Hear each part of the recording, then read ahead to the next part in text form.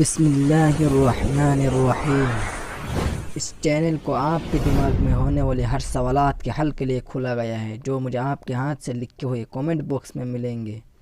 یہ پودے کون ہیں؟ کہاں لگائے جاتے ہیں؟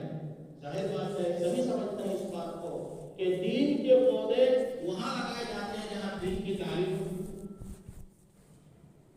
تو سبحان اللہ، غور کر کے دیکھیے کہ پوری دنیا میں جو مدارس ہیں، بالخصوص ہمارے ملک میں جو مدارس کا نظام چل رہا ہے، ان مدارس میں گویا اللہ تعالیٰ دین کے چھوٹے چھوٹے پودے لگاتے ہیں۔ تو مدارس یہ پودے لگانے کی جگہ ہے، اور یہ پودے آپ لوگ ہیں، اور ان پودوں کے رکھوالی آپ کے اساتذہ ہیں۔ جیسے باغ کا رکھوالی مالی ہوتا ہے، ایسے ہی ان پودے کے رکھوالی ان کے اساتذہ ہوتے ہیں۔ اور ہر مالی یہ کوشش کرتا ہے کہ میرے باغ کا ہر پھل، ہر پودا، درخت جو ہے وہ پھل دینے والا ہو۔ تو ایسے ہی ہر استاد جو مالی بنتے ہیں، ان کی یہ کوشش ہوتی ہے کہ میں جتنے پودے لگا رہا ہوں، کاش کہ میرا ہر پودا ایک بنا اور درخت بن جائے۔ اسی وجہ سے علماء نے لکھا ہے کہ دنیا میں سب سے زیادہ بے لوث جو رشتہ ہوتا ہے، بے غرض جو رشتہ ہوتا ہے، وہ ایک تو ماں باپ کا رشتہ ہوتا ہے، اور دوسرا رشتہ استاد اور شاگرد کا ہوتا ہے۔ یہ دنیا میں تو ہستیاں ایسی ہیں، ماں باپ کی اور استاد کی، کہ وہ ہمیشہ اپنے متعلق اولاد کو یا اپنے متعلق طلبا کو ہر حالت میں، ہر جگہ وہ اپنے سے اچھا دیکھنا چاہتے ہیں، دیکھنا بھی چاہتے ہیں، اور اللہ سے درخواست بھی کرتے ہیں۔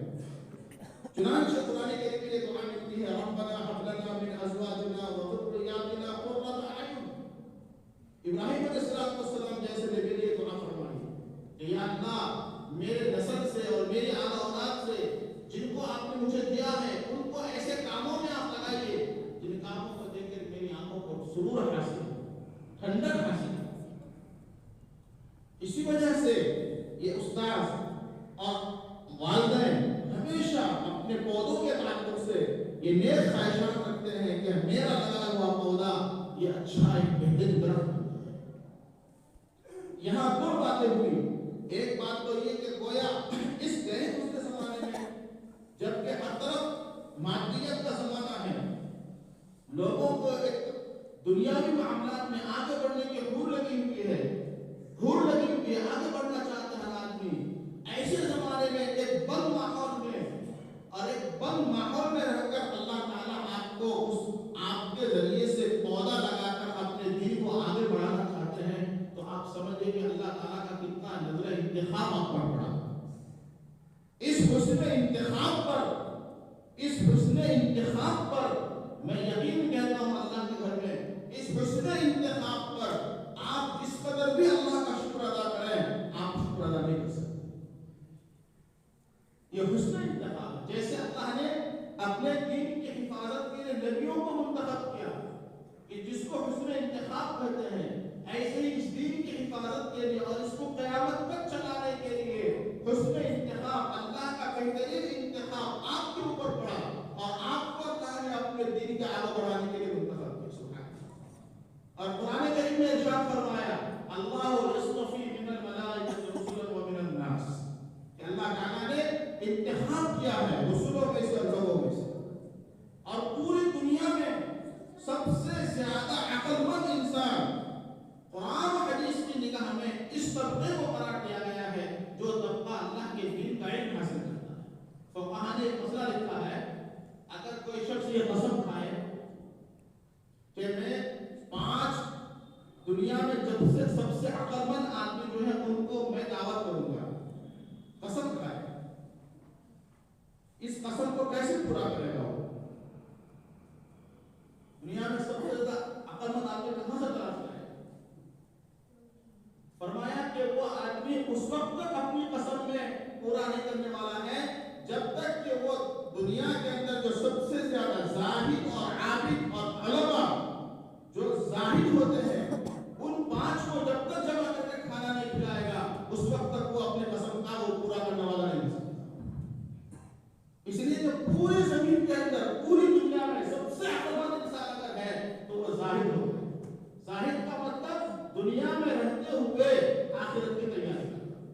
اور یہ وہی طبقہ ہے جو آپ کا اور ہمارا طبقہ ہے کہ ہمارے ہر کام کے اندر آخرت مقصود ہوتا ہے، اور اللہ تبارک و تعالیٰ نے آپ کو اس کام کے لیے چنا۔ ذرا غور کیجیے کہ سب سے پہلا کام اللہ پاک نے دنیا کو پیدا کرنے سے پہلے جو سلسلہ شروع کیا وہ درس و تدریس کا خود اللہ نے کیا، اور قیامت تک آنے والے جتنے انسان تھے ان تمام انسانوں کو چونٹی کی شکل میں سب کو جمع کیا، اور سب کے سب شاگرد کی حیثیت سے سامنے بیٹھے، اور اللہ ایک معلم اول، اور اللہ نے سب سے پہلے درس دیا، فرمایا الست بربکم، کیا میں تمہارا رب نہیں ہوں؟ گویا ہمارا جو کام ہے اس کام کو سب سے پہلے خود اللہ نے کیا، اللہ معلم اول بنے، اور پوری دنیا کے مخلوقات انسان چونٹیوں کی شکل میں اللہ کے سامنے شاگرد بنے، اور اللہ نے پوچھا الست بربکم، کیا میں تمہارا رب نہیں ہوں؟ سب نے کہا قالوا بلا، سب نے کہا بے شک آپ ہمارے رب ہیں۔ پتہ یہ چلا کہ اللہ پاک نے براہ راست خطاب ہم سے کیا، اس کے بعد پھر علم آدم الاسماء کلھا، حضرت آدم علیہ السلام کو تمام چیزوں کا علم اللہ نے سکھلایا، اور سکھلا کر پھر پورے فرشتوں کا اور سب لوگوں کا آپ کو مسجد بنایا۔ کس کے ذریعے سے؟ اس علم کے ذریعے سے۔ سوچنے کی بات ہے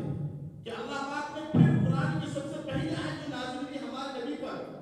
وہ آیت یہ تھی اقرأ باسم ربک الذی خلق، خلق الانسان من علق، اقرأ وربک الاکرم الذی علم بالقلم۔ دیکھو دنیا کا ایک اصول ہے، اگر کوئی کسی پر احسان کرتا ہے تو عموماً اگر اس احسان کو بتلاتا ہے تو اس نعمت کو بتلانے میں جو سب سے بڑی نعمت کسی کو دیتا ہے اس کا ذکر کرتا ہے، میں نے تم پر فلاں والی نعمت کی تھی۔ مثلا میں کسی طالب علم کو کبھی 20,000 روپے دوں، کوئی 50,000 روپے دوں، یا ہمارے اصطلاح میں مان لیجیے کہ کوئی مشکل سے مشکل نکاح ہم نے پڑھا کسی کے پاس، تو ہمارے استاد ہم کو کہیں گے کبھی کہ دیکھو میں نے تم کو فلاں کتاب پڑھائی تھی، مطلب یہ کہ یہ سب بھی پڑھایا تھا، لیکن جو سب سے مشکل کتاب سب سے اہم ہے وہ بھی تم کو پڑھایا تھا۔ قاعدہ یہ ہے کہ احسان جتلانے کے ٹائم یا احسان کو بدلا جتلانے کے بدلانے کے ٹائم کوشش یہ کرتا ہے آدمی کہ سب سے قیمتی جو چیز ہے اس کو بتلاتا ہے تاکہ سامنے والے کو اس کا اثر پڑے۔ تو ذرا غور کیجیے کہ اللہ تبارک و تعالیٰ نے سب سے پہلی وحی نازل کی،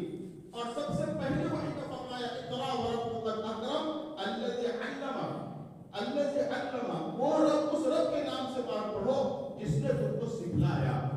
علم،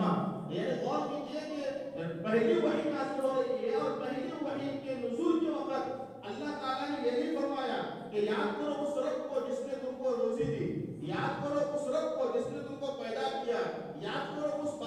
رب کو جس نے تم کو بادشاہ دیے، نہیں کہا، بلکہ ان کا یاد کرو اس رب کو علما، جس نے تم کو علم دیا، جس نے تم کو سکھلایا۔ پتہ یہ چلا کہ اللہ تبارک و تعالیٰ نے سب سے بڑی نعمت کو ہو سکتی تھی اس نعمت کے ذریعے سے احسان کرتا ہے، اور اس علم کا سلسلہ حضرت نبی کریم صلی اللہ علیہ وسلم سے شروع ہوا، اور شروع ہوتے ہوتے آج تک پہنچا ہے۔ لہذا اب آپ کی بھی ذمہ داری بنتی ہے کہ جس علم کو آپ نے سیکھنا ہے، سیکھنے کے لیے ہمت کی ہے، اور آپ ایک پودا تیار ہو رہے ہیں، تو ہر آدمی کی یہ کوشش ہو کہ یہ پودا بن کر میں بیکار ہو کر نہ رہ جاؤں، بلکہ میں بھی بہترین پھلدار بنوں۔ سکتی رحمۃ اللہ علیہ ایک درخت کے نیچے سو رہے تھے، تو اچانک ایک غیبی آواز آئی، یا سکتی کن مثلی، اے سکتی تو میری طرح ہو جا۔ وہ تعجب میں پڑ گئے، درخت کہہ رہا ہے اوپر سے کہ تو میری طرح ہو جا، یہ کیسے ہو سکتا ہے؟ کئی بار تو مثلا کا میں آپ کی طرح کیسے بنوں؟ حضرت سکتی نے درخت سے کہا، تو سکتی کہنے لگا کہ میری طرح اگر بننا ہو تو یوں کرو کہ دیکھو میرا اصول یہ ہے کہ میرے اوپر جب پھل ہوتے ہیں بہت زیادہ، پھلوں سے میں بھاری ہو جاتا ہوں، تو اس پھل کو لینے کے لیے لوگ میرے طرف پتھر مارتے ہیں اور نیچے سے گھیرا مارتے ہیں، میں اوپر سے پھل دیتا ہوں، جب بھی لوگ مجھ سے فائدہ اٹھاتے ہیں۔ معلوم یہ ہوگا کہ آپ اگر پھلدار درخت بننا چاہتے ہیں تو لوگوں کی کھڑی ہوتی سننی پڑے گی۔ درخت نے پتھر کھا کر لوگوں کو پھل دیا، پتھر کھا کر درخت نے کوئی لکڑی نہیں پھینکی، ان پر پھل دیا۔ یہ اس لیے بات سمجھ میں آتی ہے کہ اگر ہم بہترین انسان بننا چاہتے ہیں تو دنیا کی کروے کسیری کھوٹا پن سن کر پھر لوگوں کو فائدہ پہنچا سکتے ہیں۔ آپ یہ سمجھیں کہ میں لوگوں کو فائدہ پہنچاؤں تو دنیا والے میری عزت کریں، ایسا بہت کم ہوتا ہے۔ اس عزت کے لیے تو آخرت پر سوچ رکھیے، ہاں انشاءاللہ دنیا میں بھی ہوگا، لیکن اس کی نیت نہ کرے آدمی، نیت تو کرے کہ مجھے آخرت میں اس قابل اللہ تبارک و تعالی ہمیں اللہ کے حسن انتخاب پر جو اللہ نے ہمارے انتخاب کیا ہے اس انتخاب کی قدردانی کی توفیق عطا فرمائے۔ اس انتخاب پر آپ جس قدر اللہ کا شکر ادا کریں گے اسی قدر آپ کے علم میں اضافہ ہوگا۔ لئن شکرتم لازیدنکم، اس نعمت کے شکر پر، اور حقیقت تو یہ ہے کہ اللہ کا شکر ادا ہی نہیں ہو سکتا، تو اس لیے آپ یہ کہیں کہ یا اللہ ہمارے عجز شکر کو شکر کے درجے میں قبول فرمائے۔ ہم جو آپ کے شکر ادا کرنے سے عاجز ہیں، ہمارے اس عجز شکر کو آپ شکر کے درجے میں قبول فرما لیجیے، تو انشاءاللہ آپ ایک بہترین پودا سے ایک کامیاب درخت بنیں گے، اور آپ کے ذریعے سے پوری دنیا میں بہترین سے بہترین دین کے درخت تیار ہوں گے، اور یہ سلسلہ قیامت تک چلتا رہے گا۔ اور اس پر اللہ کا شکر ادا کیجیے کہ اللہ نے اس دین کے لیے ہمیں ایک پودے کی شکل میں اس جامعہ میں جمع کیا، اور ہمیں اچھے سے اچھے مالی عطا فرما دیے، اور آپ کے لیے ایک بہترین اس زمانے میں جبکہ ہندوستان کے اکثر مدارس بند ہیں اور اکثر مدارس کے طلباء کا سال ضائع ہو رہا ہے، لیکن اللہ کا شکر ہے کہ آپ کا سال بھی ضائع نہیں ہو رہا ہے۔ کسی نہ کسی طریقے سے جامعہ کے اساتذہ اور محترمین اور ذمہ داران نے آپ کے تعلیم کو جاری رکھنے کی بھرپور کوشش کی، اور اس سال کے ضائع ہوتے ہوتے آپ کا بچ گیا، تو آپ کی زندگی کا ایک قیمتی سال آپ کا بچ گیا۔ اور اسی طریقے سے پتہ نہیں کتنے طلباء ہیں جن کا سال تو ضائع ہوا ہی ہوا، بلکہ اس لائن کو چھوڑ کر انہوں نے آن لائن بھی اختیار کر دیا۔ اللہ نے ان تمام مصیبتوں سے آپ کو بچا لیا، اس پر اللہ کا شکر ادا کرتے اپنے قدم کو آگے بڑھائیں، ان اساتذہ کی قدر کرتے ہوئے، جامعہ کی قدر کرتے ہوئے، تعاون کرنے والوں کے، پیسے دینے والوں کی، سب کی قدر کرتے ہوئے دعاؤں میں ان کو یاد رکھیں، تو انشاءاللہ آپ کے علم میں اضافہ ہوتا رہے گا۔ اللہ رب العزت اولا مجھے بھی عمل کی توفیق دے، شکر کی توفیق دے، آپ حضرات کو